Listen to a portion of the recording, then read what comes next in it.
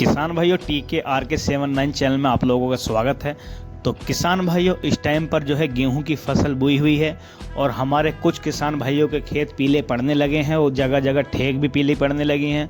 तो हमारे किसान भाइयों को ये नहीं पता कि ये कौन सी बीमारी है या इसमें हम कौन सी दवाई लगाएं। तो बहुत से किसान भाई हमारे परेशान हैं, उनको समझ में नहीं आ रहा। कोई भाई कुछ बताता है, कोई कुछ बताता है, तो किसान भाई कन्फ्यूज हैं। तो आज हम किसान भाइयों की जो है कन्फ्यूजन दूर करेंगे और उन्हें बताएंगे कि ये कौन सी बीमारी है या किस दवाई से जो है ये ठीक हो जाएगी। तो किसान भाई, आप हमारे चैनल को सब्सक्राइब कर लें और बेल आइकन प्रेस कर लें। तो किसान भाइयों, ये बीमारी जो है ये फंगस की बीमारी है।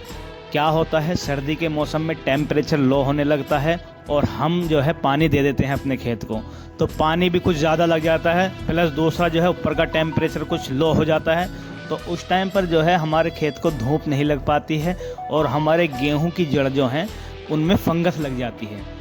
जब हमारे गेहूं की जड़ों में फंगस लग जाएगी तो हमारे पौधे को जो है खुराक पूरी नहीं मिल पाती है। उसकी वजह से जो है उनमें जो है फंगस की कमी के द्वारा पौधा ग्रोथ नहीं कर पाता है और उसका जो है विकास नहीं चलता है। तो किसान भाइयों, हमें कौन सी दवाई इसमें लगानी चाहिए जो हमारी फंगस सही तरीके से ख़त्म हो जाए और जल्दी ख़त्म हो जाए। तो किसान भाइयों, कुछ दवाइयों के मैं नाम आपको बता रहा हूँ, आप इनमें से एक दवाई का इस्तेमाल करना है। नाम मैं आपको काफ़ी बताऊँगा, सिर्फ आपको एक ही दवा इस्तेमाल करनी है। तो सबसे पहले मैं बात करूंगा टेबुकोनाजोल प्लस सल्फ़र। इसमें दो टेक्निकल हैं। टेबुकोनाजोल जो है 10% है और इसमें सल्फ़र जो है 65% WG वाला है। तो ये सिस्टमैटिक और कॉन्टैक्ट फंजीसाइड होता है। ये तुम्हारा स्प्रे में भी काम करेगा और नीचे डल के भी काम करेगा।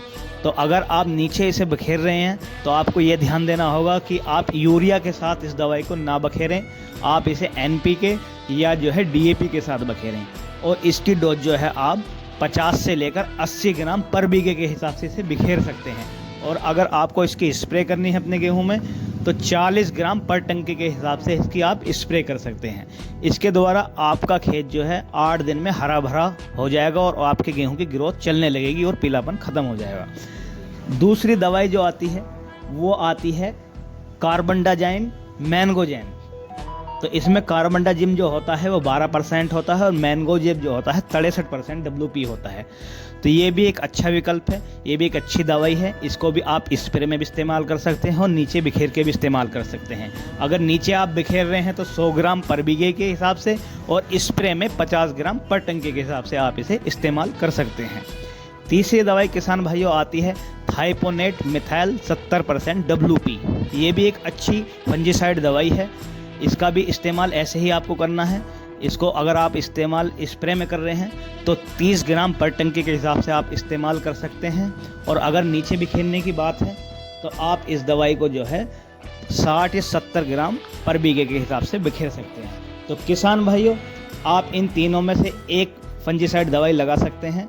इसके द्वारा आपके गेहूँ हरे भरे हो जाएंगे और दोबारा से सही तरीके से चलने लगेंगे। तो किसान भाइयों, आपको हमारी जानकारी कैसी लगी आप कमेंट सेक्शन में बताएं और अगली वीडियो आने तक आप हमारे चैनल को सब्सक्राइब